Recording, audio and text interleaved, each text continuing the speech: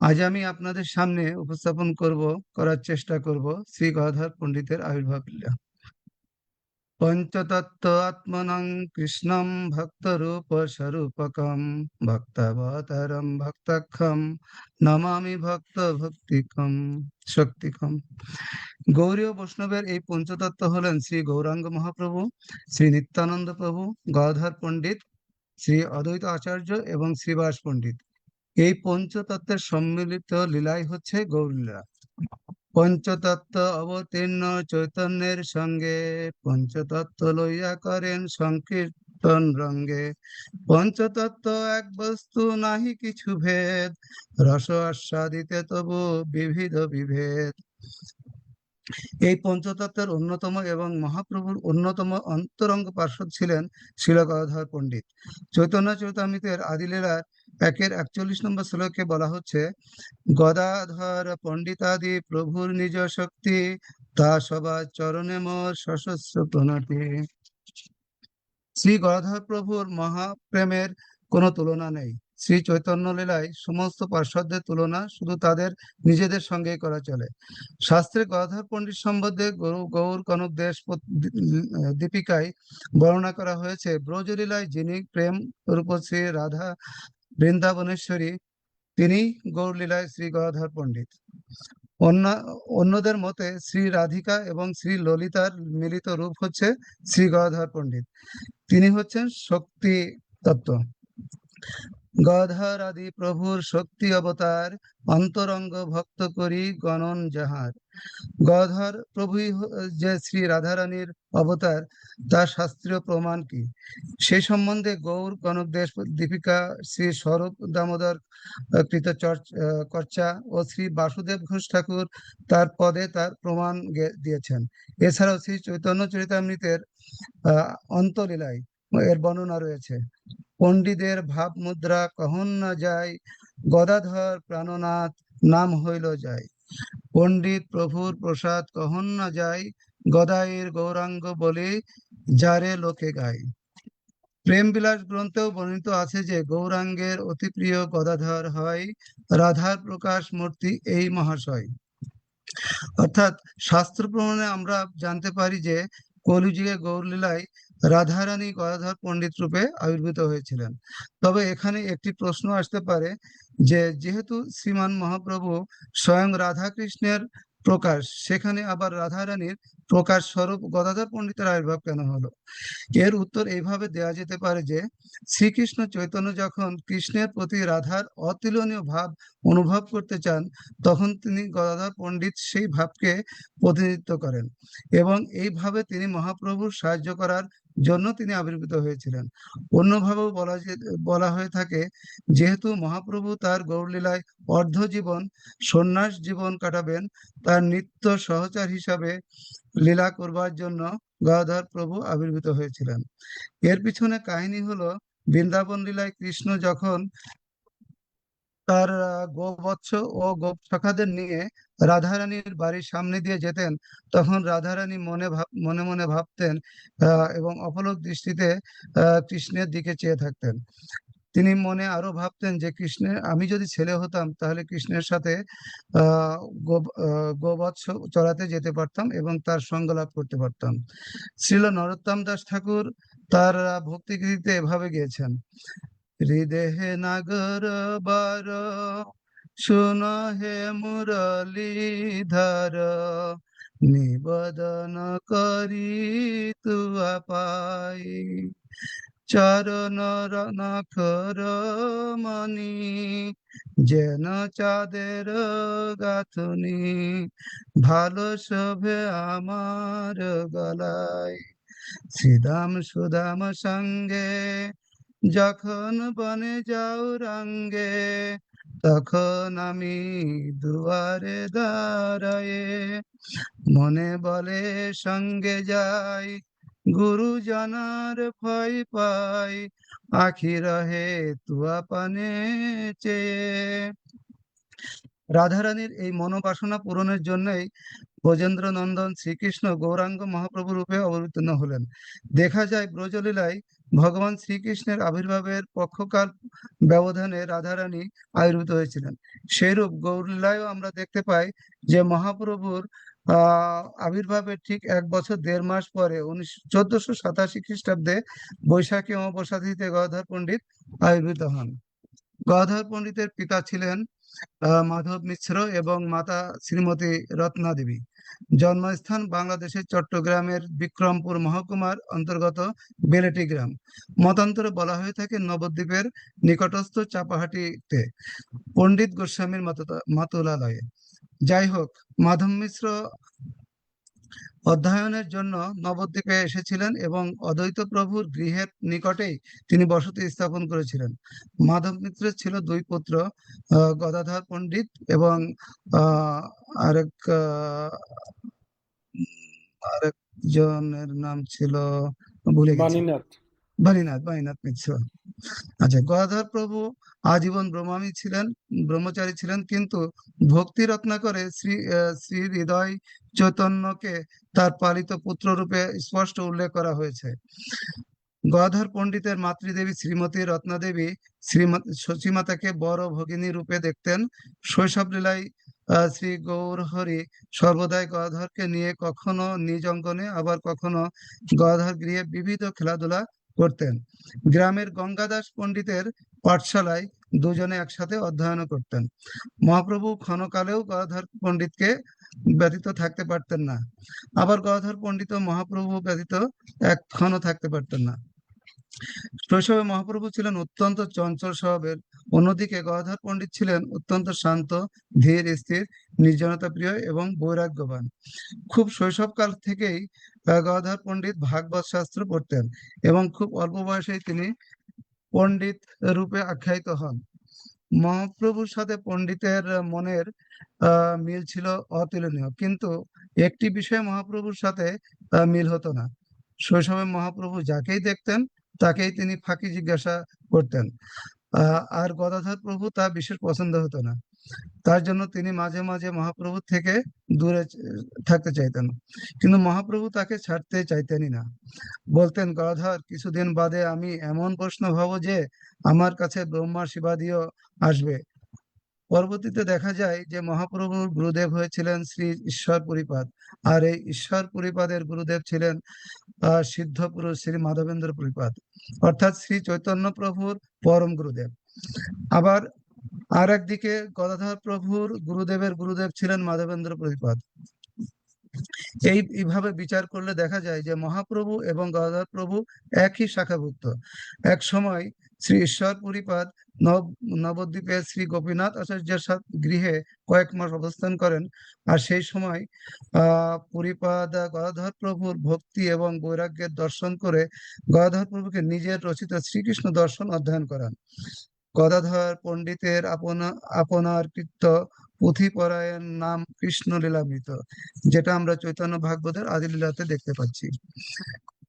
একদিন পথে চলতে চলতে মহাপ্রভু গদাধরকে প্রশ্ন করলেন, ন্যায় পড়ে বড় তো পণ্ডিত হয়ে উঠেছ, এখন আমার প্রশ্নের উত্তর দাও। মহাপ্রভু প্রশ্ন করলেন, মুক্তির লক্ষণ কি?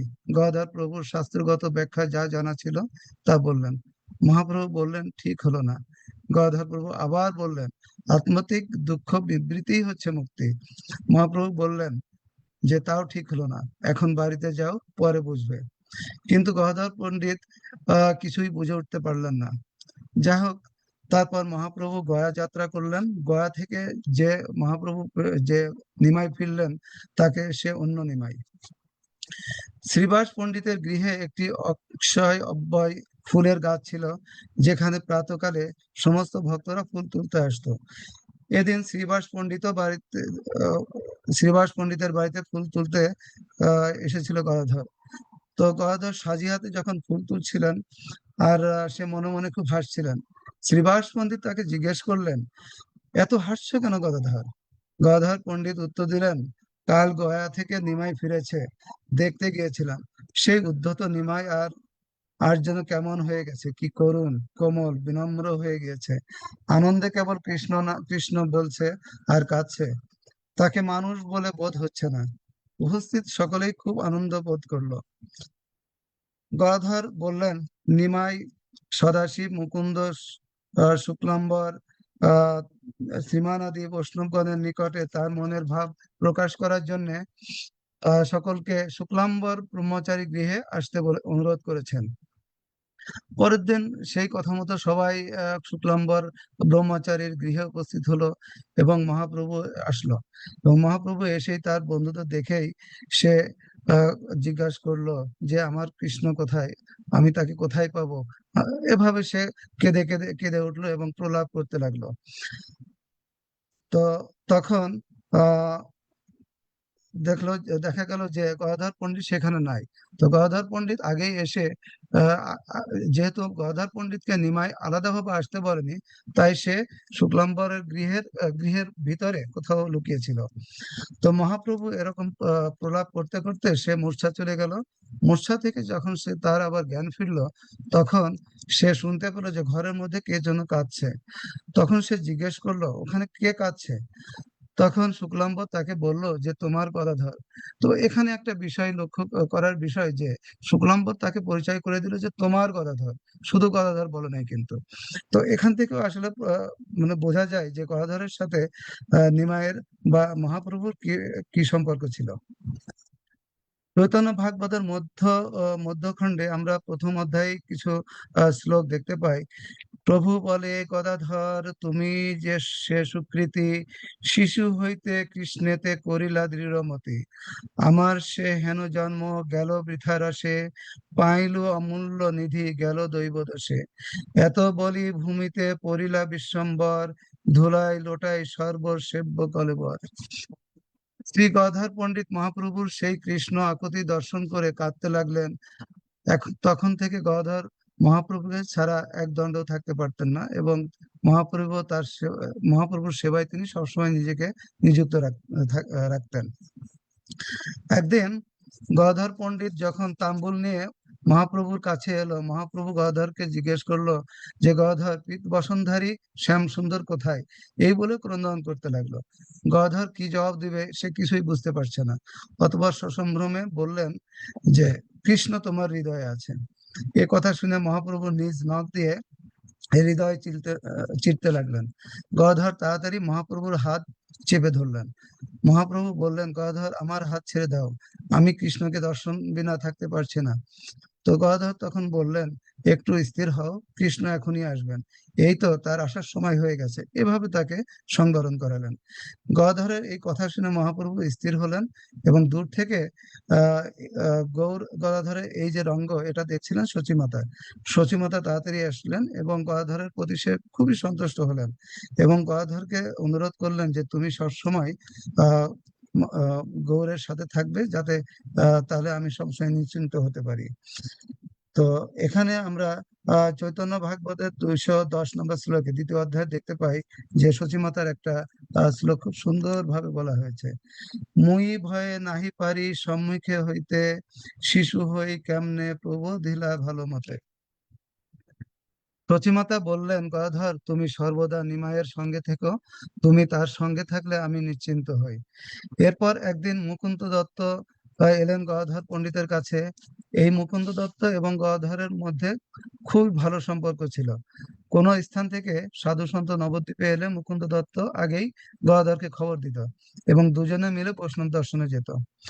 একবার হলো কি চট্টগ্রাম থেকে পুণ্ডরিক বিদ্যানিধি নবদ্বীপে এলেন। পুণ্ডরিক বিদ্যানিধি ছিলেন গোপনকারী পরম বৈষ্ণব। তিনি সর্বদা রাজস্বীর মতো থাকতেন, বিষয় কর্ম ভোগ বিলাস সবই করতেন। বাইরে থেকে তাকে বৈষ্ণব বলে মনেই হতো না, সবাই তাকে অতি বিষয়ী ভাবত। প্রকৃতপক্ষে বাল্যকাল থেকেই পুণ্ডরিক বিদ্যানিধির মধ্যে প্রবল কৃষ্ণ অনুরাগ ছিল। মহাপ্রভু পুণ্ডরিক বিদ্যানিধিকে প্রেম নিধি বলতেন, আবার মাঝে মাঝে বাপ ও বন্ধু বলেও সম্ভাষণ করতেন। এই পুণ্ডরিক বিদ্যানিধিরই গুরুদেব ছিলেন মাধবেন্দ্র পরিপাদ। মুকুন্দ গদাধরকে বললেন তোমার তো বৈষ্ণব দর্শনের খুব ইচ্ছা, চলো আজ তোমাকে এক অদ্ভুত বৈষ্ণব দর্শন করাতে নিয়ে যাব। গদাধর খুবই উৎসাহের সাথে বলল ঠিক আছে চলো এক্ষুনি যাব। মুকুন্দ দত্ত গদাধর পণ্ডিতকে বিদ্যানিধির নিকটে নিয়ে গেল। গদাধর পণ্ডিত বিদ্যানিধিকে দেখা মাত্র নমস্কার করলো, কিন্তু এ কি রকম বৈষ্ণব দর্শন করছে সে। আহ রাজপুত্রের বেশে চারদিকে নরম বালিশ, বাটা ভরা পান আবার ঠোঁটে স্মিত হাসি, শুধু কি তাই, তার চুলও ছিল অদ্ভুত পরিপাটি, তারপর আবার আমলকি তেলের সুবাস ছেড়েছে। বিদ্যানিধি মুকুন্দকে জিজ্ঞেস করলো, ইনি কে? আমরা এই বর্ণনাটা চৈতন্য ভাগবতের মধ্যখণ্ডে সপ্তম অধ্যায় খুব সুন্দরভাবে পেয়েছি। বিষ্ণু ভক্তি তেজময় দেখি কলেবর, আকৃতি প্রকৃতি দুই পরম সুন্দর। মুকুন্দ বলেন শ্রী গদাধর নাম, শিশু হইতে সংসারে বিরক্ত ভাগ্যবান। মাধব মিশ্রের পুত্র কহি ব্যবহারে, সকল বৈষ্ণব প্রীতি বাসেন ইহারে। ভক্তি পথে রত সঙ্গ ভক্তের সহিতে, শুনিয়া তোমার নাম আইলা দেখিতে। শুনি বিদ্যা নিধি বর সন্তোষ হইলা, পরম গৌরবে সম্ভাষবারে লাগিলা। পুণ্ডরিক বিদ্যানিধির সাথে গদাধর পণ্ডিতের সাক্ষাৎ গৌড়ীয় বৈষ্ণব সমাজের জন্য অত্যন্ত তাৎপর্যবহ। রাজপুত্র সম এক বৈষ্ণব দর্শন করে শিশুবৎ গদাধর পণ্ডিতের মনে সংশয় জায়গাটা ছিল অত্যন্ত স্বাভাবিক, ঘটেছিল তাই। যাকে তিনি পরম ভাগবত বলে জেনে এসেছিলেন, আর তার একই বাহার। যে পরম শ্রদ্ধা ও ভক্তি নিয়ে গদাধর এসেছিলেন তা তিনি হারিয়ে ফেললেন। গদাধরের মনের ভাব বুঝতে পেরে মুকুন্দ ভাবলো, এবার পুণ্ডরীকের আসল রূপ প্রকাশ করা দরকার, তা হলে গদাধরের অন্য চিন্তা ভাবনা করতে পারে। তাই সে করলো কি, শ্রীমৎ ভাগবতের পুতনা বধ সম্পর্কিত একটি শ্লোক সে আবৃত্তি করলো। যখনই সেই শ্লোকটা আবৃত্তি করলো, সেটা ছিল হচ্ছে যেখানে বলা হচ্ছে যে পুতনারা খুশি তার বিষ মিশ্রিত স্তন পান করিয়ে কৃষ্ণকে মারতে চেয়েছিল, সেই পুতনা স্তন পান করে তাকে মাতৃ স্থান দান করেছিলেন ভগবান কৃষ্ণ। ভক্তিযোগের এমন বর্ণনা শুনে পুণ্ডরিক বিদ্যানিধি নিজের প্রতি আর নিয়ন্ত্রণ রইল না। ভাগবত প্রেমে সে মাতোয়ারা হয়ে গেলেন, অশ্রুসিক্ত হয়ে নিজ বসন ছিঁড়ে ফেললেন এবং ধুলায় লুণ্ঠিত হলেন। শুনিলেন মাত্র ভক্তি যোগের বর্ণন, বিদ্যানিধি লাগিলেন করিতে ক্রন্দন। নয়নে অপূর্ব বহে শ্রী আনন্দধার, যেন গঙ্গা দেবীর হইল অবতার। এমন ভক্তির প্রকাশ দেখে গদাধর পণ্ডিত মুগ্ধ হলেন। আগে বিদ্যানিধি সম্পর্কে যে বিরূপ ধারণা হয়েছিল তার জন্য লজ্জিত হলেন এবং নিজেকে দোষী সাব্যস্ত করলেন। এরপর তিনি মুকুন্দকে ডেকে বললেন, মুকুন্দ, আমি পুণ্ডরিক বিদ্যানিধির কাছ থেকে দীক্ষা নিতে চাই, এবং যদি আমি দীক্ষা নিয়ে তার শিষ্যরূপে আহ বরণ করতে শিষ্য রূপে শিষ্য হতে পারি, তাহলে আমার যে অপরাধ হয়েছে সেটা মার্জনা হবে। মুকুন্দ গদাধর পণ্ডিতের এই কথা বিদ্যানিধিকে জানালেন, এবং বিদ্যানিধি মনে মনে ভাবলেন, এমন শিষ্য পাওয়া তো ভাগ্যের ব্যাপার। তিনি রাজি হলেন। শুনিয়া শুনিয়া হাসেন পুণ্ডরিক বিদ্যানিধি, আমারে তো মহারত্ন মিলাইলার বিধি। করাইমু ইহাতে সন্দেহ কিছু নাই, বহু জন্ম ভাগ্যে সে এমত শিষ্য পাই। যেটা আমরা পাই চৈতন্য ভাগবতের 117 এবং 118 নম্বর শ্লোকের মধ্যে। অতঃপর গদাধর বাড়িতে ফিরে গেলেন এবং নিমাইকে সমস্ত কথা বর্ণনা করলেন, এবং গদাধর পণ্ডিত তাকে বললেন যে সে পুণ্ডরিক বিদ্যানিধির কাছ থেকে আহ, দীক্ষা নিতে চায়। তো যাই হোক, গৌরাঙ্গ মহাপ্রভু তা আপত্তি করলেন না এবং তিনি তার অনুমতি দিলেন। যে শুভ তিথিতে পুণ্ডরিক বিদ্যানিধির সেই শুক্লা দ্বাদশী তিথিতে তার দীক্ষা হলো। পুণ্ডরিক বিদ্যানিধির চরণে আশ্রয় নিলেও এখানে দেখা যায় যে গদাধর পণ্ডিতের আসলে নিষ্ঠা ছিল গৌরাঙ্গ মহাপ্রভুর চরণে। একদিন মহাপ্রভু নগর ভ্রমণ করতে করতে গঙ্গা তটে এলেন এবং উপবন মধ্যে বসলেন। আর তখনই তার ব্রজলীলার কথা মনে হলো। মুকুন্দ দত্ত মধুর স্বরে পূর্বরাগ গাইতে লাগলো, আর গদাধর বন থেকে ফুল সংগ্রহ করে মালা গেঁথে মহাপ্রভুর গলায় সেগুলো পরিয়ে দিলেন। যেমন ব্রজলীলায় আমরা দেখতে পাই রাধারানী কৃষ্ণকে বিভিন্ন ফুল দিয়ে মালা সাজিয়ে তাকে পরিয়ে দিতেন। এভাবে নবদিল্লীলায়ও মহাপ্রভুর সঙ্গে সর্বদা গদাধর পণ্ডিতের উপস্থিতি আসলে দেখতে পাওয়া যায়। তো আমরা তার উপস্থিতি আরো দেখতে পারি যে চন্দ্রশেখর ভবনে যে ঐতিহাসিক নাটক মঞ্চস্থ হয়েছিল, সেখানে গদাধর পণ্ডিত গোপিকা রূপে নৃত্য করেছিলেন। আবার চাঁদ কাজী দমনের সময়ও যে আমরা দেখতে পাই যে মহাপ্রভুর বা পাশে যে নৃত্য করছে, তিনিও ছিলেন গদাধর প্রভুই। এরপর মহাপ্রভুর সন্ন্যাস গ্রহণের পর যখন গৃহত্যাগ করে নীলাচলে যাত্রা করার প্রয়াস করলেন, তখন শ্রী নিত্যানন্দ প্রভু, মুকুন্দ, গোবিন্দ, জগানন্দ, ব্রহ্মানন্দ আদিগণের সঙ্গে গদাধর ও সঙ্গী হলেন। নীলাচলে গদাধর প্রভু সবসময় মহাপ্রভুর সাথেই থাকতেন এবং তার সেবা আদি করতেন। আর মহাপ্রভুকে তার সুললিত কণ্ঠে ভাগবত পাঠ করে সবসময় তাকে শোনাতেন। তো ভক্তি রত্নাকর গ্রন্থের ৩য় অধ্যায়ের ১০৭ নম্বর শ্লোকে আমরা দেখতে পাই যে গদাধর পণ্ডিত প্রভুর আগি বসি, পরে ভাগবত সুধা ঢালে রাশি রাশি। তো এই বর্ণনাটা আমরা ওখান থেকেই পেয়ে থাকি। এভাবে ভালোই দিন চলছিল। একটা সময় গদাধর পণ্ডিত খেয়াল করলেন যে মহাপ্রভু একে একে তার পারিষদ বর্গকে বিভিন্ন সেবার দায়িত্ব দিয়ে তার কাছ থেকে দূরে পাঠিয়ে দিচ্ছেন। যেমন নিত্যানন্দ প্রভুকে আহ বঙ্গদেশে হরিনাম প্রচার করার জন্য বঙ্গদেশে পাঠিয়ে দিলেন। তো গদাধর প্রভু ভাবলেন মহাপ্রভু তাকেও যদি এভাবে তার কাছ থেকে সরিয়ে দেওয়ার জন্য একটি সেবা দিয়ে পাঠিয়ে দেয়, তাহলে তো তার কাছে থাকা হবে না। এই জন্য তিনি একটা আহ চিন্তা করলেন এবং মহাপ্রভুর কাছে তা প্রকাশ করলেন। তিনি মহাপ্রভুকে বললেন যে তিনি ক্ষেত্র সন্ন্যাস গ্রহণ করতে চায়। গদাধরের কথা শুনে মহাপ্রভু তাকে বলল যে তুমি ক্ষেত্র সন্ন্যাসের অর্থ জানো? ক্ষেত্র সন্ন্যাসের অর্থ তুমি এই শ্রীক্ষেত্র ছেড়ে আর কোথাও যেতে পারবে না। কিন্তু গদাধর পণ্ডিতের বিচার ছিল, যেহেতু মহাপ্রভু তার মায়ের আদেশে শ্রীক্ষেত্রে এসেছে, সে কখনোই শ্রীক্ষেত্র ছেড়ে যাবে না। তাই সে যদি ক্ষেত্র সন্ন্যাস গ্রহণ করে, তাহলে সে সবসময় মহাপ্রভুর সাথে থাকতে পারবে। এটাই ছিল আসলে গদাধর প্রভুর মনোবাসনা। তো গদাধর প্রভু উত্তর দিলেন যে ঠিক আছে, আমি আমি তাই থাকবো। যদি আমার শ্রীক্ষেত্র ছেড়ে যেতে নাও হয়, আমি এখানেই থাকবো, আমার তাতে কোনো আপত্তি নাই।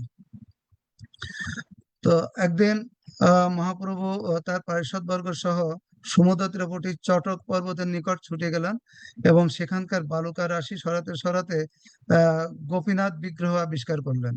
মহাপ্রভু সেই বিগ্রহ উপহার স্বরূপ গদাধর পণ্ডিতকে দান করলেন এবং তার সেবা যত্ন করার জন্য তার উপর দায়িত্ব অর্পণ করলেন।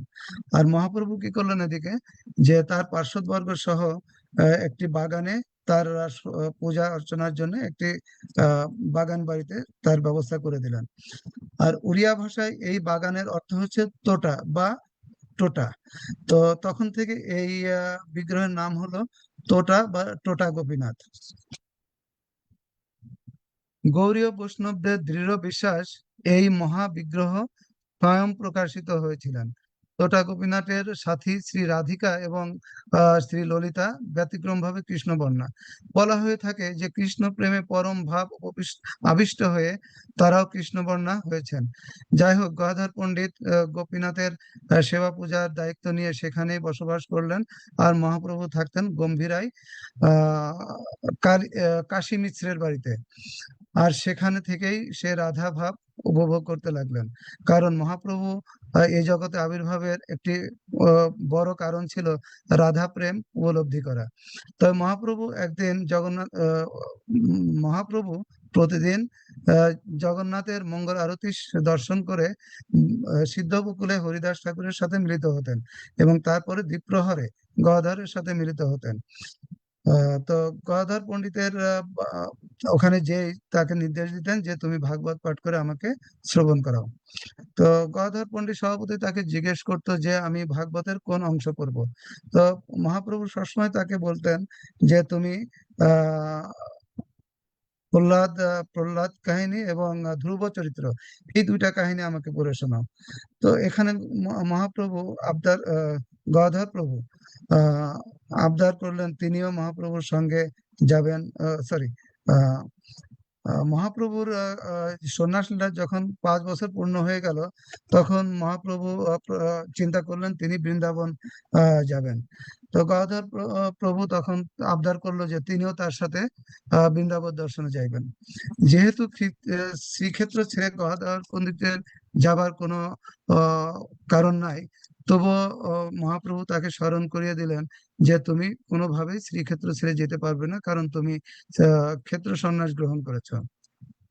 তো মহাপ্রভুর কথা শুনে তখন গদাধর পণ্ডিত বললেন যে আমার ক্ষেত্র সন্ন্যাস গোল্লায় যাক, কারণ তুমি আমার ক্ষেত্র সন্ন্যাস মানে শ্রীক্ষেত্রে, এবং তুমি আমার গোপীনাথ। তো এভাবে বিভিন্ন ভাবে বোঝানোর চেষ্টা করলেন। যাই হোক, শেষ পর্যন্ত মহাপ্রভুর কথায় সরি গদাধরের কথায় সে আর আহ, বিরোধ করলেন না, এবং গম্ভীর স্বরে শুধু তাকে বললেন যে তুমি জানো যে প্রতিজ্ঞা ভঙ্গ করা মহাপাপ। গদাধর তারপরে বললেন যে মহাপাপ হলে হবে, তবুও আমি তোমার সাথে যাব। যাই হোক, মহাপ্রভু আহ যাত্রা শুরু করলেন বৃন্দাবন দর্শনের জন্য। কিন্তু পথিমধ্যে আহ সে কটক পর্যন্ত যাওয়ার পরে দেখলেন যে গদাধর পণ্ডিত তার পিছে পিছে আসছে, ফলো করছে। তো তারপরে সে গদাধর পণ্ডিতকে খুব কড়া ভাষায় বলল যে আমার দিব্যি লাগে, তুমি যদি আমার সাথে শ্রীক্ষেত্র ত্যাগ করো, তাহলে তুমি মানে খুব কষ্ট পাবে, আমার সুখ তুমি কখনোই চাও না। এভাবে সে গদাধর পণ্ডিতকে ভৎসনা করলো। তো তখন মহাপ্রভুর এই ভর্ৎসনা শুনে গদাধর পণ্ডিত খুব মুর্ছে গেলেন। এবং এই সুযোগে মহাপ্রভু সার্বভৌম ভট্টাচার্যকে বললো, ঠিক আছে, তুমি এখন গদাধরকে নিয়ে শ্রীক্ষেত্রে ফিরে যাও এবং তাকে এই আহ, গোপীনাথের সেবার করার ব্যবস্থা আবার করো। তো কিন্তু দেখা গেল যে মহাপ্রভু ওবার সেবার আর ওই বৃন্দাবন দর্শনে যেতে পারলেন না, এবং নীলাচলে ফিরে আসলেন। নীলাচলে ফিরে এসে সে গদাধরকে বলল যে গদাধর, তোমাকে দুঃখ দিয়েছিলাম বলে এই যাত্রায় আর আমার বৃন্দাবন দর্শন হলো না। তো গদাধর পণ্ডিত তাকে বলল যে আমি তো জানি যে তুমি লোক শিক্ষার জন্য বৃন্দাবন দর্শনে যাচ্ছিলে, তবে ঠিক আছে, আগামী রথযাত্রার পরে বর্ষাকাল অতিবাহিত হলে বিজয়া দশমীতে তুমি বৃন্দাবনের উদ্দেশ্যে যাত্রা করো। এবং অন্যান্য যে পার্শ্বদবর্গ ছিল তারাও ঠিক তার সাথে সায় দিল। এরপর একদিন নিত্যানন্দ প্রভু বঙ্গদেশ থেকে এক ভক্তের দেওয়া অত্যন্ত উৎকৃষ্ট মানের চাল সঙ্গে নিয়ে নীলাচলে উদ্দেশ্যে রওনা হলেন, এবং সরাসরি তোটা গোপীনাথের মন্দিরে গদাধর পণ্ডিতের বাসভবনে এসে উপস্থিত হলেন। গোপীনাথ দর্শন করার পরে গদাধরকে বললেন, গদাধর, এই চাল পাক করে গোপীনাথের ভোগ লাগাও, তারপর আমরা দুজনে প্রসাদ পাবো। গদাধর বললেন যে এই চাল তো অত্যন্ত উৎকৃষ্ট মানের চাল, এই চাল তো স্বয়ং বৈকুণ্ঠের চাল, এবং স্বয়ং লক্ষ্মী দেবী এই চাল পাক করেন। তো ঠিক আছে, আমি এই চাল পাক করে আমি গোপীনাথকে ভোগ লাগাচ্ছি। তো চাল পাক করে গোপীনাথকে ভোগ লাগানোর পরে যখন তারা দুজনে প্রসাদ পেতে বসবে, ঠিক তখনই মহাপ্রভু এসে হাজির। তখন তিনি বললেন যে এই আহ, আহ, নিমা- আহ, নি- নিতাইয়ের চাউল এবং গোপীনাথের ভোগ তোমরা দুজনেই খাবে, আমার এতে অংশ নাই। তখন যাই হোক, তিনজনে একসাথে বসে সেই প্রসাদ গ্রহণ করলো। এরপর আরেকটি লীলায় পাওয়া যায় যে গদাধর মহাপ্রভুকে বললেন যে আমি তোমার কাছে থেকে মন্ত্র নিতে চাই। তো মহাপ্রভু বললেন, কেন, তুমি তো পুণ্ডরীক বিধানীদের কাছ থেকে এই মন্ত্র নিয়েছো। গদাধর বললেন যে সে মন্ত্র আমি অন্য জনের কাছে প্রকাশ করে ফেলেছি, সুতরাং আমার ওই মন্ত্র নষ্ট হয়ে গেছে। তো মহাপ্রভু বললেন, তুমি আহ একবার একবার পুণ্ডরীকের কাছ থেকে মন্ত্র নিয়েছো, সুতরাং তুমি দ্বিতীয়বার মন্ত্র নিতে হলে তার কাছ থেকে নিতে হবে। তো আমি তোমাকে এতটুকু আশ্বস্ত করতে পারি যে পুণ্ডরীক বিদ্যানিধি এই শ্রীক্ষেত্রে আসবেন, এবং তখন তুমি তার কাছ থেকে দীক্ষা নিও। তো এখানে আমাদের একটা শিক্ষার বিষয় আছে যে যে দীক্ষাগুরু শুধু একজনই হতে পারে, যেটা আমরা আহ, আমরা গুরু মহারাজের যে ৭তম যে ব্যাস পূজা গিয়েছে, সেখানে আমরা গুরু মহারাজের প্রবচনেও ঠিক এই কথাটাই আমরা কিন্তু খুব সুন্দরভাবে দেখতে পাই। তো এখানে আসলে ভক্তকে শিক্ষা দেওয়ার জন্যই এই লীলাটা করা হয়েছিল বলে সবারই বিশ্বাস।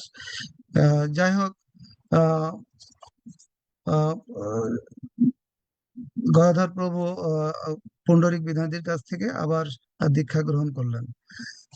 অতঃপর 1533 সালে মহাপ্রভু যখন তার 48 বছর বয়সে তার লীলা সমাপ্ত করলেন, ভক্তি রত্নাকরে এটার বেশ উল্লেখ পাওয়া যায় যে মহাপ্রভু কিভাবে অপ্রকট হয়েছিলেন। নাস্যি শিরোমণি চেষ্টা বুঝে সাধ্যকার, অকস্মাৎ পৃথিবী করিলায় অন্ধকার, প্রবেশিলা এই গোপীনাথের মন্দিরে, হইলা অদর্শন পুনঃ না আইলা বাইরে। তার মানে আমরা এখান থেকে বুঝতে পারি যে গৌরাঙ্গ মহাপ্রভু ওই তোটা গোপীনাথেই হয়তো বিলীন হয়েছিলেন। মহাপ্রভুর অপ্রকট হওয়ার পর মহাপ্রভুর বিরহে গদাধর পণ্ডিত এতটাই ভেঙে পড়েছিলেন যে তার শরীর ভগ্নপ্রায় এবং বৃদ্ধসম হয়ে পড়েছিলেন। এতটাই বৃদ্ধ হয়ে পড়েছিলেন যে সে আহ গোপীনাথের পূজা আর্চি করার জন্য তার গলায় মালা পর্যন্ত পরাতে পারতেন না। তবে এখানে প্রচলিত কথা সবাই বলে থাকেন যে গোপীনাথের এই কষ্ট বুঝতে পেরে, সরি, গদাধরের এই কষ্ট বুঝতে পেরে গোপীনাথ নিজেই বসে পড়েছিলেন এবং গোপীনাথ তখন তার সেবা আরচি করেছিলেন। আবার অন্য অন্য মতে একটু বলা যেতে পারে যে গদাধর পণ্ডিতের অত্যন্ত নিকটতম শিষ্য মামু ঠাকুর বৃদ্ধ হয়ে গেলে সে গোপীনাথের যেহেতু সেবা আরচি করতে পারছিল না, তখন সে গোপীনাথের কাছে প্রার্থনা করেছিল যে আমি তোমাকে কিভাবে সেবা আরচি করব। তখন গোপীনাথ ভক্তের মনোবাসনা পূরণের হেতু বসে পড়েছিলেন। তবে এটা কোনটা আসলে ঠিক, আমি ঠিক কোথাও সঠিকভাবে আমি পারলাম না, যার ফলে আমি এ ব্যাপারে একটু আহ মানে আপনাদের আহ সিদ্ধান্ত আমি প্রার্থনা করছি। যাই হোক, এভাবে মহাপ্রভুর অপ্রকট হবার পর 1 বছর পর 1534 সালের জ্যৈষ্ঠ অমাবস্যা তিথিতে শ্রী শ্রী গদাধর পণ্ডিত গোস্বামী তিনিও অপ্রকট লীলা সম্বরণ করেন। এই হচ্ছে গদাধর পণ্ডিতের মোটামুটি আবির্ভাব লীলা কথা। এতটুকুই আমি সংগ্রহ করতে পেরেছি। এখানে অনেক ভুল ত্রুটি হয়ে থাকে এবং বাচন ভঙ্গিও আমার সুন্দর না। এই জন্য আমি সবার কাছে ক্ষমা প্রার্থনা করছি। বাঞ্ছা কল্পতরুভ্যশ্চ কৃপা সিন্ধু ভয়েবচ পতিতানাং পাবনেভ্যো বৈষ্ণবেভ্যো নমো নমঃ। প্রণাম সবাইকে। আজকের বিশেষ করে নিতাই পরমেশ্বর দাস প্রভুকে বিশেষ বিশেষ প্রণাম। তিনি গদাধর পণ্ডিতের আবির্ভাব তিথিতে খুব সুন্দরভাবে গদাধর পণ্ডিতের যে মহিমা, তার যে বিভিন্ন ঘটনা মহাপ্রভুর সঙ্গে খুব সুন্দরভাবে তুলে ধরেছেন এবং সমস্ত ঘটনাই তিনি খুব সুন্দরভাবে, যে আমরা আসলে অ্যাড করার কিছু নাই, তবে আরেকটা লীলা আছে, সেটা হলো এই গদাধর পণ্ডিত কিন্তু গীতার তিনি শ্লোক সমূহ তিনি নিজে লিখেছিলেন। সহস্রে গীতার যে শ্লোক, সেই শ্লোকের পাণ্ডুলিপি নাকি এখনো গোপীনাথ মন্দিরে আছে। এবং এটা তিনি তার যে মামু ঠাকুরের কথা বললেন, মামু ঠাকুর উনি হচ্ছেন কিন্তু নীলাম্বর চক্রবর্তীর ভাইয়ের ছেলে, যার ফলে মহাপ্রভু তাকে মামা বলে ডাকতেন। এখান থেকে কিন্তু মামু ঠাকুর হয়েছে। তাহলে সেই মামু ঠাকুরের কাছে তিনি যখন তিনি অপ্রকট হন, মানে গদাধর পণ্ডিত, তখন এই গীতা, তার নিজের হাতে যে লেখা গীতা, সেই গীতা তাকে অর্পণ করেছিলেন। এবং এইখানে গীতায় মহাপ্রভু একটা শ্লোক নিজে লিপিবদ্ধ, মানে নিজে লিখেছেন। মহাপ্রভু একটা শ্লোক, কোন একটা শ্লোক তিনি গীতার উদ্দেশ্যে লিখেছেন। তাহলে আমি এই কথাটা কেন উল্লেখ করলাম, আমি সেই গীতা দেখিনি অথবা কারো কাছে শুনিও নি, শুধুমাত্র মানে আমরা বিভিন্ন গ্রন্থ থেকে পেলাম। সেখানে নাকি সেই গীতায় 745টি শ্লোক আছে। আমরা তো জানি যে গীতাকে সপ্তশতী বলা হয়, মানে গীতায় 700 শ্লোক থাকে, কিন্তু ওখানে 45 শ্লোক বেশি আছে। কেন আছে সেটাই বললেন যে আমরা জানি ভগবান শ্রীকৃষ্ণ সেখানে 620টি শ্লোক মানে উচ্চারণ করেছেন, অর্জুন করেছেন 57টি, আর সঞ্জয় করেছেন 67টি, আর একটি ধৃতরাষ্ট্রের, মোট 745টি। এই ব্যাপারে আমি বিস্তারিত জানি না, যদি আমাদের মহারাজরা কিছু বলতে পারেন, আমি হয়তোবা ভক্তি বিজয় স্বামী মহারাজের কাছে প্রশ্ন করতে পারি যে এই বিষয়টা কি, আসলে গীতার 745 শ্লোক, 12টি শ্লোক কিভাবে এসছে। তো যা হোক, সর্বোপরি কথা হলো যে এই যে আমাদের গদাধর পণ্ডিত, হ্যাঁ, তিনি তো স্বয়ং রাধা রানী, এবং তিনি রাধারানী হিসেবে কেন প্রকাশিত হলেন, সেই প্রশ্নের জবাবটাও খুব সুন্দরভাবে আমাদের এখানে তার বর্ণনা দিলেন আমাদের পরমেশ্বর নিতাই দাস প্রভু, নিতাই পরমেশ্বর দাস প্রভু। খুব ভালো লাগলো অনেকদিন পরে। আর গদাধর পণ্ডিত কিন্তু তিনি যে অমাবস্যায়, মানে এই যে আজকে মানে মানে আমাদের বাংলাদেশে গেল মানে কালকের অমাবস্যা তিথি, এই অমাবস্যা তিথি তিনি আবির্ভূত হয়েছিলেন।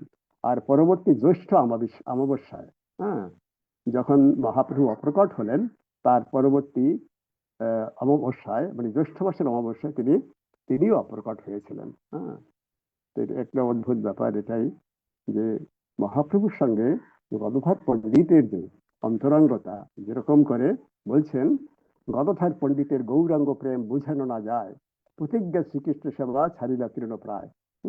এরকম অনেক মহিমা। আসলে খুব ভালো লাগলো যে আমাদের নিতাই পরমেশ্বর দাস প্রভু খুব সুন্দরভাবে উপস্থাপন করেছেন গদাধর পণ্ডিতের আবির্ভাব থেকে। হরে কৃষ্ণ। ধন্যবাদ সবাইকে। হরি বল। প্রভু হরিবল। আপনার কাছে আমার একটা প্রশ্ন ছিল, এই জন্য আমি ভাবছিলাম যে আপনাকে প্রশ্ন করব। আমি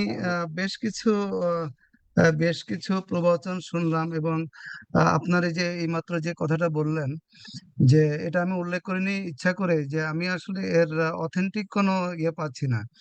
যেটা বলা হচ্ছে, যে আপনি যেটা বললেন যে এটা ওই গোপীনাথের ওখানেই লিপিবদ্ধ, মানে সংরক্ষিত আছে। আবার আহ, কোন মহাজন বলছেন যে এটা আহ আহ, শ্রীপাঠ ভরতপুরে আছে।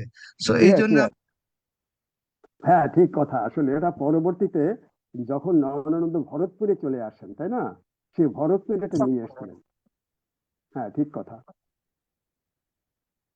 এটা এটা হ্যাঁ, আর কি ক্লারিফিকেশন দরকার ছিল প্রভু। হ্যাঁ, হ্যাঁ, রাইট, হরি রাইট। বল। এটা তো সেই সেই মানে সেই যে গীতা এখন নাকি ভরতপুরে আছে, হ্যাঁ, সেখানে আছে, এটা বলা হচ্ছে। হ্যাঁ, ঠিক তাই। তো যাই হোক, আপনারা প্রশ্ন করেননি তার মানে কি আপনারা আমাকে সময় দিয়েছেন প্রশ্ন করার জন্য, এবার উত্তর দিতে হবে। ঠিক আছে? কে কে রেডি আছেন? তো আমাদের প্রথম প্রশ্ন হচ্ছে, এই প্রভুজির ক্লাসের আলোকে প্রভুজি উল্লেখ করেছেন গদাধর পণ্ডিত পঞ্চতত্ত্বের মধ্যে কোন তত্ত্ব আর কি। গদাধর পণ্ডিত পঞ্চতত্ত্বের মধ্যে কোন তত্ত্ব?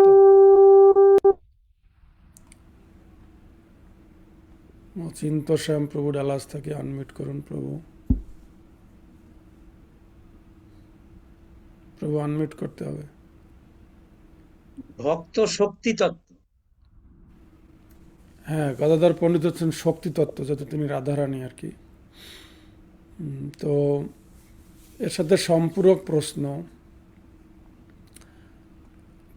মহাপ্রভু তো কৃষ্ণ আবার রাধারানীও একই সাথে কম্বাইন্ড, রাধা কৃষ্ণ মিলিত তনু।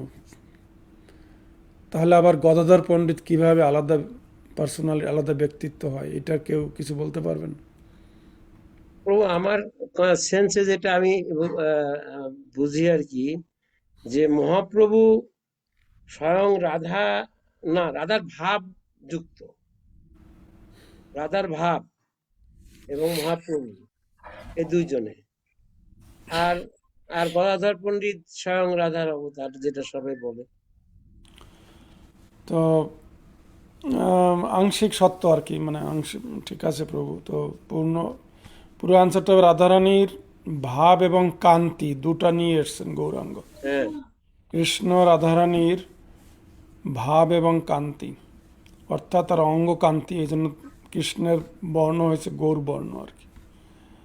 আর রাধারানীর ভাব অর্থাৎ ভক্ত ভাব, কৃষ্ণ প্রেমে বিভোর, সেই ভাবটা নিয়ে এসছেন। তো এখন অঙ্গকান্তি এবং ভাব ছাড়া যে ব্যক্তিত্ব, তিনি হচ্ছেন গদাধর। তিনি রাধারানী, কিন্তু তার ভাব এবং অঙ্গকান্তি গৌরাঙ্গ নিয়ে গেছেন, তিনি হচ্ছেন গদাধর। আমাদের পরের প্রশ্ন হচ্ছে, গদাধর পণ্ডিতের বাবা এবং মায়ের নাম কি? প্রভুজি উল্লেখ করেছেন প্রভু উল্লেখ করেছেন, এটা লেখা না? আপনার প্রভু হ্যান্ড রাইজ করা হবে, আর অন্যদের চালে বাকিদের সুযোগ দিতে পারবো আমি। অনিতা মাতাজি বলুন। হরে কৃষ্ণ প্রভু, সকলে চরণে প্রণাম। গদাধর পণ্ডিতের বাবার নাম শ্রী মাধব মিশ্র, এবং মাতার নাম শ্রী রত্নাবতী দেবী। হুম, আহ, গদাধর পণ্ডিত যখন অন্তর্ধান হয়েছিলেন তখন তাকে রত্নাবতীর কোঙর বলে বলা হয়েছে আর কি। কোঙর মিন্স রত্নাবতীর সন্তান। তো কাহিনীটা হলো এইভাবে যে শ্রীনিবাস আচার্য তিনি এসছিলেন গদাধর পণ্ডিতের কাছ থেকে ভাগবতের উপরে ক্লাস নেবেন আর কি, কোর্স করবেন ভক্তিবৈভব। কিন্তু গদাধর পণ্ডিত বললেন যে দেখো, আমার একমাত্র ভাগবত হস্তলিখিত, এটা গৌরাঙ্গ আমি তাকে পড়ে শোনাতাম এবং মহাপ্রভুর চোখের জলে সেই ভাগবতটা অক্ষরগুলি নষ্ট হয়ে গেছে। তুমি এক কাজ করো, বাংলায় গিয়ে আর একখানা ভাগবত নিয়ে আসো। তো শ্রীনিবাস আচার্য আবার হেঁটে বাংলায় এসছেন, নতুন করে আর একখানা ভাগবত লিখিয়ে, মানে তখনকার দিনে তো আর প্রিন্টিং প্রেস ছিল না, হস্তলিখিত ভাগবত নিয়ে তিনি আবার পুরী যখন এসছেন তখন সংবাদ পেয়েছেন যে গদাধর পণ্ডিত তিনিও অন্তর্ধান হয়েছেন আর কি। তখন শ্রীনিবাস আচার্য খুব ভেঙে পড়েছিলেন আর কি। তো পরে মহাপ্রভু তাকে বলেছেন যে স্বপ্নে আর কি, শ্রীনিবাস তুমি দুঃখ করো না, তুমি বৃন্দাবনে যাও, সেখানেই তোমার মনোবাসনা পূর্ণ হবে। তো রত্নাবতী, তো এবারে পরের প্রশ্ন হচ্ছে গদাধর পণ্ডিত কোথায় তিনি অবতীর্ণ হয়েছেন, যেটা আমরা প্রভুজি দুইটা জায়গা বলেছেন, দুইটা ধারণা, তবে একটা যেটা ধারণাটা প্রমিনেন্ট এইটাই বলবেন, কোথায় তিনি অবতীর্ণ হয়েছেন।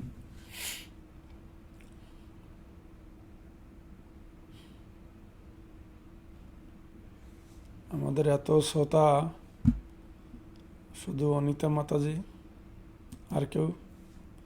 আচ্ছা, রেবতী মাতাজি বলুন। হরে কৃষ্ণ, প্রভু প্রণাম।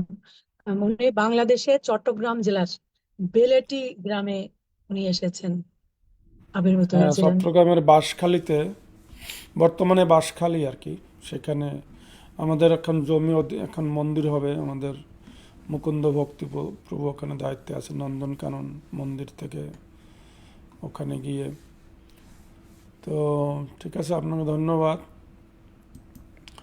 আমার পরের প্রশ্ন হচ্ছে, গদাধর পণ্ডিত মহাপ্রভুর সে কত বয়সে ছোট ছিল আর কি, বা বড় ছিল? আচ্ছা, এইটা বলুন, মহাপ্রভুর আগে অবতীর্ণ হয়েছেন গদাধর না মহাপ্রভুর পরে ধরাধামে এসছেন? দীপ্তিময়ী শ্যামাপ্রিয়া মাতাজি। হরে কৃষ্ণ প্রভু প্রণাম। প্রভু আগেই তো শ্রী চৈতন্য মহাপ্রভু আবির্ভূত হয়েছে, তার কিছুদিনের ছোট আছে গদাধর পণ্ডিত। হ্যাঁ, আমি এক জায়গায় পড়েছি 1 বছরের ছোট, অন্য জায়গায় পড়েছি কয়েক বছরের ছোট আর কি। তো আমি কয়েক বছরে পড়েছি তাই। থ্যাংক ইউ মাতাজি। আমার পরের প্রশ্ন হচ্ছে, মহাপ্রভুর সাথে সাথে সবসময় গদাধর থাকতেন, তো একটা মানে মহাপ্রভু মানে সবাইকে ন্যায়ের ফাঁকি জিজ্ঞেস করতেন, মানে কঠিন কঠিন প্রশ্ন আর কি। হ্যাঁ, আমি এখন প্রশ্ন আপনাদের জিজ্ঞেস করছি, তো ন্যায়শাস্ত্রটা ছিল কঠিন, মানে বর্তমান যুগের পদার্থ বিজ্ঞান আর কি। তো গদাধরকে কি প্রশ্ন করেছিলেন?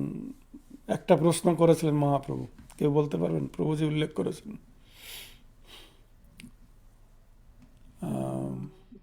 একজন, আর কেউ? আচ্ছা, রেবতী মাতাজি বলুন। উনি মুক্তির লক্ষণ জিজ্ঞাসা মুক্তির করেছিলেন। লক্ষণ দিয়েছিল। আর মুক্তির মুক্তির সংজ্ঞা। লক্ষণ, হ্যাঁ, মুক্তির মুক্তির লক্ষণ। সংজ্ঞা। তো তার গদাধর উত্তরে তিনি গদাধর পণ্ডিত কি বলেছেন? বলছেন যে আত্যন্তিক দুঃখ নিবৃত্তি হচ্ছে মুক্তির লক্ষণ। হ্যাঁ, আত্যন্তিক দুঃখ নিবৃত্তি হচ্ছে মুক্তির লক্ষণ, কিন্তু মহাপ্রভু ওই অর্থটা না নিয়ে অন্য অর্থ দিয়েই এটাকে আবার খণ্ডন করেছেন আর কি।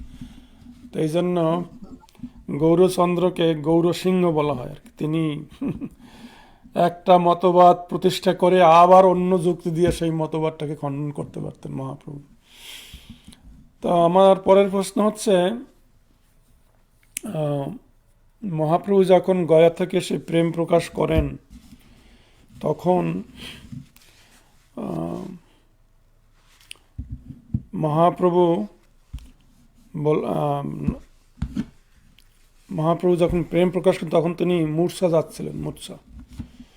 তো তখন মানে ভূমিতলে মানে পড়ে যেতেন আর কি। তো এটা নিয়ে শচীমাতা চিন্তিত ছিল। তো এটার সাথে একটা কাহিনী আছে, এটা কারো কি মনে আছে? আর আমি জানি না প্রভুজি, এটা আমি আসলে মাঝখানে আমি এই সময়টা আমার ঘুম চলে আসে রাত্রে প্রসাদ পাওয়ার পরে। আমি জানি না নিতাই পরমেশ্বর প্রভু উল্লেখ করেছেন কিনা। তো না, এটা, হ্যাঁ বলুন প্রভু। করেছি, ওই কাহিনীটা বলেছি। হ্যাঁ, এটা কারো কেউ নোট করেন নাই? তাহলে আপনারা আমরা আমরা আসলে মানে সিনসিয়ার শ্রোতা হতে চাই আর কি। মানে আমাদের এই প্রশ্নোত্তর পর্বটা এই জন্যই করা হয়েছে যে আমরা যে আজকে যেটা আমরা শিখবো সেটা আমরা নোট করব, এবং নোট করার পরে আমরা আমরা যখন ঘুমাতে যাব, আপনার তখন তো আর কোনো মালা বাকি নাই। ঘুমাতে যাওয়ার সময় আপনার নোটটা আপনি খুলে একটু দেখবেন আর কি। আমার নোটবুক এইখানে আপনাকে দেখাচ্ছি, এই আমার নোটবুক এটা। যাই হোক, কাহিনীটা হলো এইভাবে যে মানে মহাপ্রভু পড়ে গেছে না, মহাপ্রভু পড়ে যাইতেন এবং শচীমাতা খুব দুশ্চিন্তা করতেন। তো একবার মহাপ্রভু যখন কৃষ্ণ কৃষ্ণ বলে কাঁদছেন, তখন গদাধর বলছেন যে তুমি কৃষ্ণ বলে এরকম কাঁদছো কেন আর কি, কৃষ্ণ তো তোমার অন্তরে আছে। তখন মহাপ্রভু বলছেন যে অন্তরে আছে, তাইলে বুকের মধ্যে আছে। তো বুকটা সেরা শুরু করছে মহাপ্রভু আর কি। তখন গদাধর গিয়ে তাকে হাত ধরেছে। এই তো এটার গদাধরের বুদ্ধিমত্তা দেখে শচীমাতা বলেছে যে এখন থেকে তুমি সবসময় নিমের সাথে থাকবে আর কি। তো মহাপ্রভু যখন সন্ন্যাস নেন তখন গদাধর পণ্ডিতও তাকে ফলো করেন। ফলো করতে করতে তিনি পুরীতে আসেন। তো পুরীতে যে মানে অবস্থান করেছেন গদাধর পণ্ডিত, এই সন্ন্যাসটাকে কি বলা হয়েছে? আমার এই পরবর্তী প্রশ্ন। গদাধর পণ্ডিত যে সন্ন্যাস নিয়েছেন, এটা কি সন্ন্যাস? আমি যাব সখী সুমিত্রা মাতা, যে আপনি বলুন। সন্ন্যাস, ক্ষেত্র শ্রীক্ষেত্র সন্ন্যাস, যেহেতু। হুম, হরে এটা কৃষ্ণ, ঠিক প্রণাম। হ্যাঁ, ক্ষেত্র সন্ন্যাস মানে শ্রীক্ষেত্রের বাইরে তিনি যাবেন শ্রীক্ষেত্রে না। যে, হ্যাঁ, শ্রীক্ষেত্রের বাইরে উনি যাবেন না বলে হুম, ক্ষেত্র সন্ন্যাস। হ্যাঁ, থ্যাংক ইউ। আমরা পরের প্রশ্ন আমি আমি র্যান্ডমলি চেষ্টা করছি, আমি কোনো নোট করে নেই মানে কি প্রশ্ন করবো, আমার ততটুকু মনে আছে আর কি সেখান থেকে। তো মহাপ্রভু গদাধর পণ্ডিতের কাছে ডেইলি যেতেন, এটা কোন সময়টা যেতেন, এইটা আমার প্রশ্ন। ভাগবত শ্রবণ করতে যেতেন ডেইলি, প্রভুজি কিন্তু উল্লেখ করেছেন। তো আপনারা নোট করেছেন কি না? সকালে না সন্ধ্যায় না দুপুরে? দ্বীপ্রহরে প্রভু। হরে কৃষ্ণ। দুপুরে গিয়ে যাচ্ছেন না? তো এর সাথে সম্পূরক প্রশ্ন হচ্ছে যে গদাধর পণ্ডিতের কাছে গিয়ে মহাপ্রভু ভাগবতের কোন লীলা শ্রবণ করতে চাইতেন, এবং এটাই বিখ্যাত আর কি। এটার একটা তাৎপর্যও আছে, সেখানে আমরা পড়ে যাব। আগে বলুন যে ভাগবত থেকে কোন লীলাটা শ্রবণ করতে চাইতেন মহাপ্রভু গদাধর থেকে, এবং বারে বারে ওই একই লীলাই শ্রবণ করেছেন। আমরা যাব, আমরা চাই বেশি প্রশ্নকর্তা আর কি, এইটা আমরা মানে দেখতে চাই এর পরের ক্লাস। এই আপনারা জানেন যে হৃৎকণ রসায়নের ভগবদ গীতায় থেকে পাঠক আর কোনো আচার্যের বা কোনো ভগবানের কোনো আবির্ভাবটির অভাব, আমরা ক্লাসের পরে প্রশ্নোত্তর পর্বে যাই, কাজে এটা নোট করাটা খুব ইম্পর্টেন্ট। আমি যাব রেবতী মাতাজি, কোন লীলাটা শ্রবণ করেছেন হরে মহাপ্রভু? কৃষ্ণ প্রভু। মহাপ্রভু প্রহ্লাদ চরিত্র এবং ধ্রুব চরিত্র সবসময় শ্রবণ করতেন। তো এইটার কোনো কারণ ব্যাখ্যা করতে পারবেন?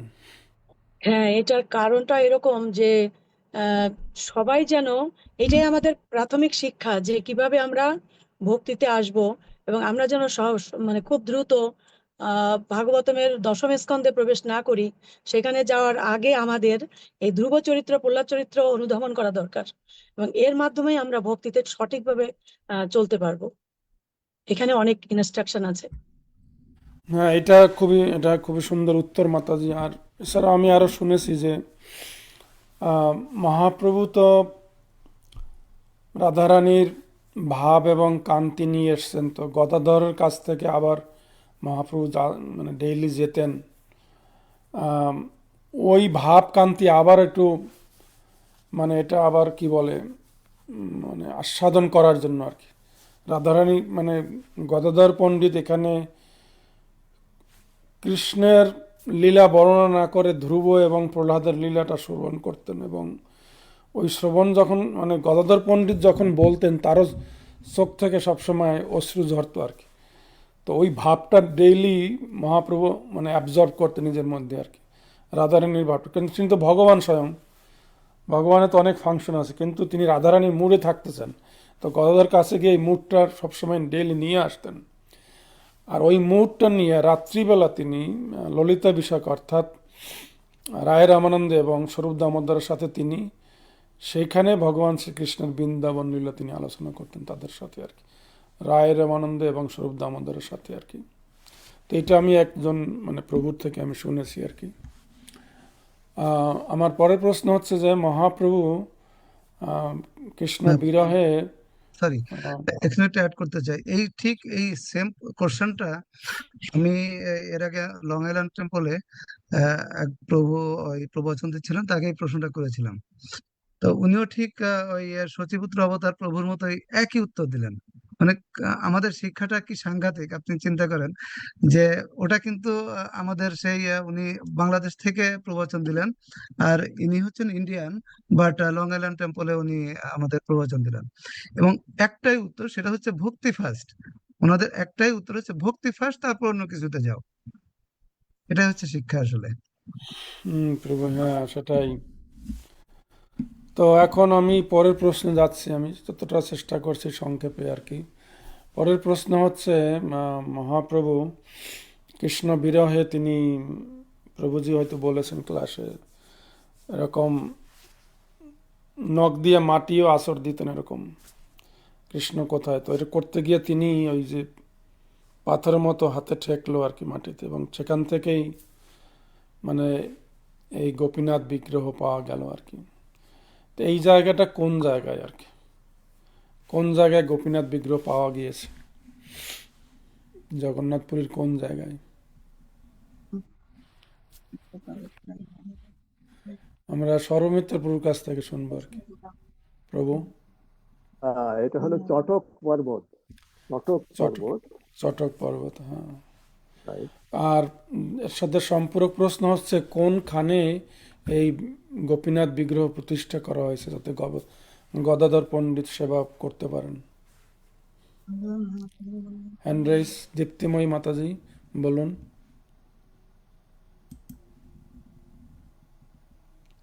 মাতাজি দীপ্তিময়ী শ্যামপ্রিয়া দেবী দর্শন মাতাজি, প্রণাম। এই জায়গাটা হচ্ছে জম্মেশ্বর টোটাই, জমেশ্বর, হ্যাঁ। টোটাই। আচ্ছা, আমার এর পরের প্রশ্ন হচ্ছে আপনারা কয়জন জগন্নাথপুরীতে গিয়েছেন এবং কয়জন এই টোটা গোপীনাথের দর্শন পেয়েছেন? হ্যান্ড রাইজ করুন। পুরীতে কয়জনে গেছেন? সখী সুমিত্রা মাতাজি গিয়েছেন, অচিন্ত শ্যামপ্রভু গিয়েছেন।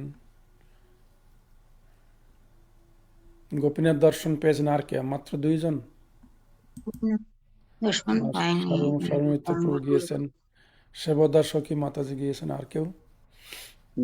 মীনাক্ষী দেবী দাসী। মীনাক্ষী মাতাজি, আচ্ছা আচ্ছা। মাতাজি, আপনার ছেলেরা বাড়ি আসলে হ্যান্ড রেজ করাটা শিখে নেবেন। তো হ্যাঁ, এবারে মহাপ্রভু যখন গদাধর পণ্ডিতকে এই সেবাটা দিলেন, কিছুদিন পরে নিত্যানন্দ প্রভু বাংলা থেকে কি নিয়ে এসেছিলেন? আমাদের নিতাই পরমেশ্বর প্রভু এই কাহিনীটা বলেছেন আর কি। নিত্যানন্দ প্রভু বাংলা থেকে একটা ভোগের বস্তু মানে মানে গোপীনাথের জন্য নিয়ে এসছেন। সেটা কি? সখী সুমিত্রা মাতাজি, বলুন। সুন্দর চাল নিয়ে এসেছিলেন, সুগন্ধি চাল, সুগন্ধি চাল, 1 মণ সুগন্ধি চাল। চাল। তো এখানে আরো সুন্দর কাহিনী আছে। গদাধর পণ্ডিত মানে এমনি জাস্ট র্যান্ডমলি বাগানের জঙ্গলে যা হয় না, সাঁচি শাক, হেলেঞ্চা শাক, এরকম শাক তুলে রান্না করেছিলেন আর কি। সাথে সাথে আমি শুনেছি যে মানে গুরু মহারাজ থেকে গদাধর পণ্ডিত তেঁতুল পাতা থেকে চাটনি করতে পারতেন। চাটনি আমরা তেঁতুল পাতা থেকে তো একটা শরবতও করা হয় গরম দিলে, জাল দিলে পর একটা।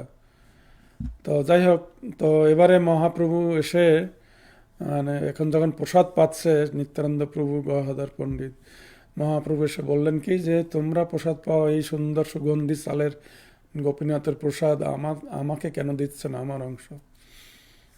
তো এটা একটা সুন্দর লীলা।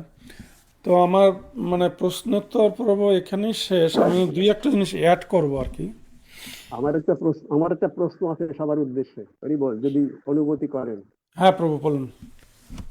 সেই প্রশ্নটা হলো এই যে আজকে নিতাই পরমেশ্বর দাস প্রভু যে সুন্দর প্রবচন দিলেন, তিনি যে কয়খানা আজকের গদাধর পণ্ডিতের আবির্ভাব তিথি উপলক্ষে যে কয়খানা গ্রন্থের উল্লেখ করেছেন, সেই গ্রন্থ কয়খানা কি কি নাম বলতে হবে, কে বলতে পারেন? প্রভুজি কি কি গ্রন্থ পাঠ করে মানে প্রিপারেশন নিয়েছেন সেটা আর কি। হ্যাঁ, হরিবল। প্রভুজি আপনার, আচ্ছা রেবতী মাতাজি বলুন। Yes, রেবতী মাতাজি বলুন।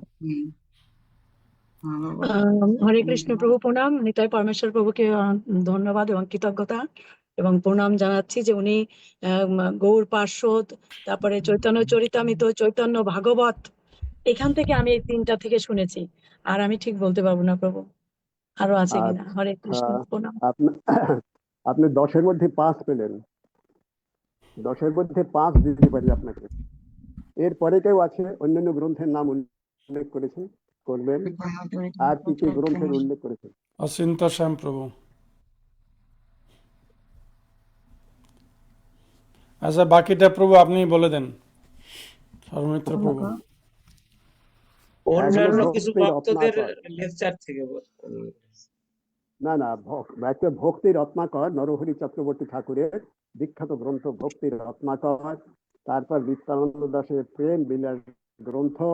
হ্যাঁ, এসব গ্রন্থের তিনি উল্লেখ করেছেন। প্রেম বিলাস একটা বিখ্যাত গ্রন্থ। আর অন্যান্য গ্রন্থের যেটা নাম কথা মানে যেগুলো তো ওদের রেবতী মাতাজি বললেন, চৈতন্য ভাগবত, চৈতন্য চরিতামৃত, তারপর হলো আরো অনেক উল্লেখ আছে, যেমন মানে যে স্বরূপ দামোদর গোস্বামীর কর্চা, তাই না? এসবের থেকে এগুলা, এই লীলাগুলো এগুলো থেকে পাওয়া যায়। স্বরূপ দামোদর গোস্বামীর কর্চা, তারপরে হলো গৌর গণদেশ আর দীপিকা, একটা কর্চা আছে নাকি? গৌর হ্যাঁ, গণদেশ yes, দীপিকা। yes. হ্যাঁ, গৌর গণেশ দীপিকা কবি কর্ণপুরের, এসব তিনি উল্লেখ করেছেন। ধন্যবাদ আপনাদের সবাইকে। হরি বল, হরে কৃষ্ণ। তো আমার প্রশ্ন হচ্ছে গদাধর পণ্ডিতকে কি কি নামে সম্বোধন করা হয়ে থাকে আর কি, এটা প্রশ্ন আর কি। একটা আমি বলেছি পদ্মাবতীর কঙ্গর, আর কোন নামে কি সম্বোধন করা হয়েছে?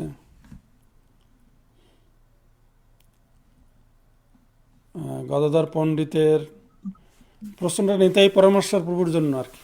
প্রভু আপনার জন্য আমি প্রশ্নটা ছাড়ছি, কারণ আপনি প্রিপারেশন নিয়েছেন সুন্দর করে। গদাধর পণ্ডিতকে একটা সুন্দর নামে সম্বোধন করা হয়ে থাকে আর কি। প্রভু এটা তো আমারও এখন মনে আসছে না।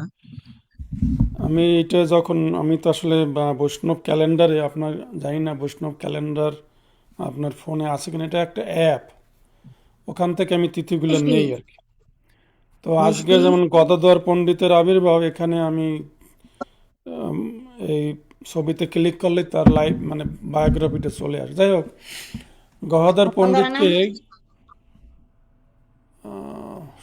মাতাজিকে আমি গদাধর পণ্ডিতকে গদাই গৌরাঙ্গ বলা হয়। গদাই গৌরাঙ্গ মানে গৌরাঙ্গের গদাধর বলা হয়, এটা একটা নাম। আবার গৌরাঙ্গকে বলা হয়, সম্পূরক প্রশ্ন, গৌরাঙ্গকে বলা হয় গদাধর প্রাণনাথ। গৌরাঙ্গকে বলা হয় গদাধর প্রাণনাথ, আর গদাধরকে বলা গৌরাঙ্গের গদাধর। তো এটা একটা কাহিনী আছে। আমরা জানি যে বল্লভ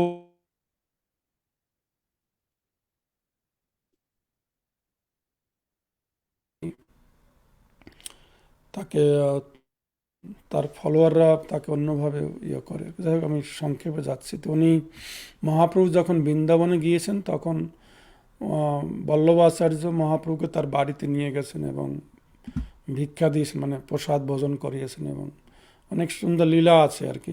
যমুনা পার করে নিয়ে গেছেন। মহাপ্রভু যমুনায় ঝাঁপ দিয়েছিলেন নৌকার থেকে, মানে কৃষ্ণ প্রেমে বিভোর হয়ে।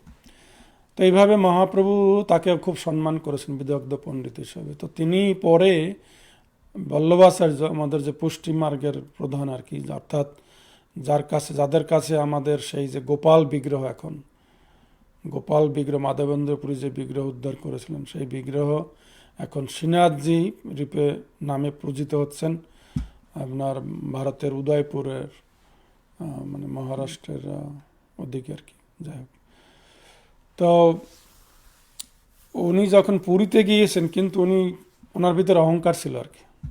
এটা মহাপ্রভু তো অন্তর্যামী বুঝতে পারছেন, মানে পণ্ডিতের ভিতরে সূক্ষ্ম অহংকার ছিল, পাণ্ডিত্যের আর কি। তো উনি বলেছিলেন যে আমি ভাগবতের টিকা লিখেছি এবং আমার এই টিকায় দেখবেন যে আপনি যদি পড়েন দেখবেন আমি শ্রীধর স্বামীকেও আমি তার যুক্তিকে আমি খণ্ডন করেছি। তখন মহাপ্রভু এটা ভালোভাবে নেয় নাই আর কি। মহাপ্রভু বলছেন যে শ্রীধর স্বামীর যুক্তি খণ্ডন করেছে, এটা তো পাণ্ডিত্য, এটা তো গর্ব। কারণ সমস্ত বৈষ্ণবরা মানে শ্রীধর স্বামীকে, মানে শ্রীধর স্বামী প্রাচীন টিকাকার মানে ভাগবতমের।